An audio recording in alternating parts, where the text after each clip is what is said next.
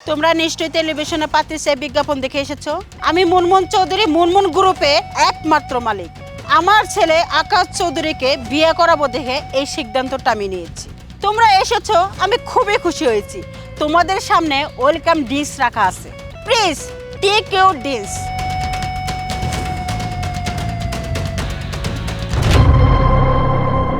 Ma'am, আপনি কি পাগল হয়ে গেছেন? আপনি কাকে ড্রিঙ্কস করতে দিয়েছেন? এইসব খেত মার্কারা কি ড্রিঙ্কস করতে পারবে? কখনোই না। এই যে দেখেন, আমাকে দেখেন, আমি কি সুন্দরভাবে ড্রিঙ্কস করছি। এইটা খেতে তো আমার এক মুহূর্ত সময় লাগবে না। জানেন, একটা সময় আমি যখন পরীক্ষার হলে যেতাম তখন আমার ব্যাগে সব সময় ড্রিঙ্কস থাকতো। আমি এক সাইডে লিখতাম আর এক সাইডে স্ট্র লাগিয়ে আমি ড্রিঙ্কস করতাম, বুঝতে পেরেছেন? আর আমি কি করতাম জানেন? যখন লেখাপড়া করতাম আমার তো স্কুল ব্যাগে সবসময় ড্রিঙ্কস থাকতোই। আর সব থেকে বড় ব্যাপার হলো ড্রিঙ্কস ছাড়া আমার চলেই না। সকাল বিকাল আমার 2 বেলায় ড্রিঙ্কস লাগে। ড্রিঙ্কস না করলে তো আমার হাত পা কাঁপে। আপনি জানেন আমার ফ্রিজ খুললে বিভিন্ন ব্র্যান্ডের ড্রিঙ্কস দেখতে পারবেন এখনো। ও শিট পায়েল চৌধুরী, তুমি এটা কি করলে? তুমি ড্রিঙ্কস করতে পারলে না? ওরা কি সুন্দর ছোটবেলায় থেকে ড্রিঙ্কস করে করে অভ্যাস হয়ে গেছে। ওরা যদি ড্রিঙ্কস না করে ওদের শরীর হাত পাও কাঁপবে। নো নেভার, তুমি এটা কাজটা মোটেই ভালো করলে না। সরি আন্টি, আসলে কি বলুন তো, আমার বাবা মা আমাকে একটু অন্যভাবেই বড় করেছে। অন্য 10টা মেয়ের মতো আমাকে এতটাও ফ্রিডম দেয়নি। আর আমার বাবা মা খুবই কনজারভেটিভ, তো দ্যাটস ওয়াই আমার আসলে এই ড্রিঙ্কসের প্রতি কখনো অ্যাট্রাকশনটা আসেনি। আর আমার এগুলোর প্রতি ইন্টারেস্টও নেই, সেজন্য আসলে আমি পারলাম না। সব থেকে বড় কথা হলো এসব হারাম কাজ তো দূরের কথা, আমার বাড়িতে এক ওয়াক্ত নামাজও আমি কখনো কাউকে কাজা করতে দেখিনি। আর আন্টি, এসবের প্রতি আমার আসলে কোনো আকর্ষণ নেই, আমিও এগুলো করতে চাই না। আমি দুঃখিত আন্টি। ঠিক আছে, আচ্ছা ঠিক আছে, আমরা পরের রাউন্ডে চলে যাচ্ছি। আর একটা ছোট্ট পরীক্ষা আছে।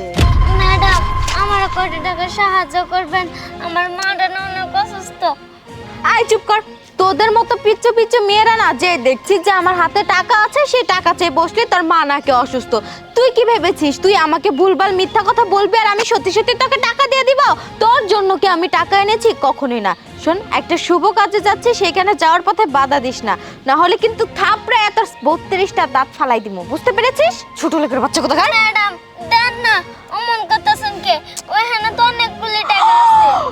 আমি যা সন্দেহ করেছিলাম আমার সন্দেহটাই ঠিক হয়েছে। তুই আমার এতগুলো টাকার দিকে নজর দিয়েছিস, এখন তো ইচ্ছা করছে তোকে একদম মেরে ফেলি। ফকিন্নির বাচ্চা। ম্যাডাম, আমার কোটি টাকা সাহায্য করবেন, আমার মাটা না অনেক অসুস্থ। অসুস্থ? টাকা লাগবো তো আমার কাছে কেন আসে বললি? যা, অনেক পার্কে অনেক মানুষ আছে, ওদের কাছে যা। আমি সামান্য কিছু টাকা নিয়ে যাচ্ছি যে আমি মার্কেট করতে হবে, আমার একটা শুভ কাজে যেতে হবে। যা সর। ম্যাডাম দাঁড়ান না, কোটি টাকা সাহায্য করলে কি হয়েছে? ওইখানে তো অনেকগুলি টাকা আছে। ফকিন্নির বাচ্চা, আমার এই টাকার প্রতি তোর নজর গেছে না? তোর গলা টিপে আমি টাকার স্বাদ মিটিয়ে দিব। ফকিন্নি কোন।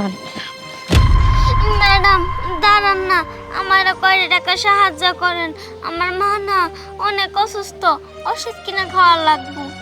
আরে মামুনি, তুমি তো অনেক সুইট, তুমি কেন এভাবে কান্নাকাটি করছো বলো তো? আমি বুঝতে পেরেছি তোমার আম্মু অনেক অসুস্থ, সেই চিন্তায় তুমি কান্নাকাটি করছো, তাই না? কিন্তু বিপদের সময় ভাবে ভেঙে পড়তে নেই, আল্লাহর উপরে ভরসা রাখতে হয়। আল্লাহ কখনো তার বান্দাকে ঠকায় না। দাঁড়াও, আমি ব্যবস্থা করে দিচ্ছি। এই নাও, এখানে কিছু টাকা আছে, এই টাকাগুলো তুমি রাখো, তোমার মায়ের ট্রিটমেন্ট করবে, ঠিক আছে? আর কান্নাকাটি করবে না। যাও, রাস্তার মধ্যে এভাবে দাঁড়িয়ে থাকতে নেই। এবার যদি দাঁড়িয়ে থাকো তাহলে তো ছেলে ধরে এসে তোমাকে ধরে নিয়ে যাবে। যাও, বাড়িতে যাও। আচ্ছা আচ্ছা আচ্ছা, আমি কিছুই বুঝতে পারছি না, আমাদের সেই কখন ধরে এই জায়গায়? আর অপেক্ষা করতে হবে না, আপনাদেরকে অসংখ্য ধন্যবাদ যে এতক্ষণ যাবত অপেক্ষা করেছেন। আমাদের ম্যাডাম কিছুক্ষণের মধ্যে চলে আসবে এবং ফাইনাল ডিসিশনটা তিনি জানাবেন যে আপনাদের মধ্যে কে সিলেক্ট হয়েছে। আর কখন আসবে? এই তো চলে আসবে, এই তো ম্যাডাম চলে আসছে। আসসালামু আলাইকুম। ওয়ালাইকুম আসসালাম। তুমি মনে হয় খুব বিরক্ত হয়ে গেছো। না, অনেকক্ষণ ধরে দাঁড়িয়ে আছে তো, সেই জন্য আর কি। ও মাই গড, তোমাকে দুজনের মুখে থেকে খয়ের মতন করে কথা বলতেছে, কিন্তু এই মেয়েটার মুখ থেকে একটা কথা বাইর হইলো না। বাই দ্য বাট, তোমরা দুজন আনসিলেট আর এই মেয়েটা সিলেট। কি বলছেন এসব আবল তাবল কথা? আপনি প্রথমে মদ খেতে বললেন, আমরা দুইজনে মদ খেয়েছি, এই মেয়েটা মদ খেতে পারেনি। আর দ্বিতীয় পরীক্ষা কি নিয়েছেন সেটা আমরা জানি না। আর এই মেয়ের চেয়ে রূপে গুণে আমাদের কি কম আছে যে এই মেয়েটাকে সিলেক্ট করলেন? হ্যাঁ তাই তো, আপনি আমাদের দ্বিতীয় পরীক্ষা কখন নিলেন, কিভাবে নিলেন সেটা তো আমরা কোনো কিছুই জানি না। আপনি বলছেন আমরা নাকি আনসিলেক্ট, এই মেয়েটা নাকি সিলেক্টেড। বুঝলাম না আমাদের দ্বিতীয় পরীক্ষা কখন নিলেন। ও মাই গড, এখনো বুঝতে পারো নাই?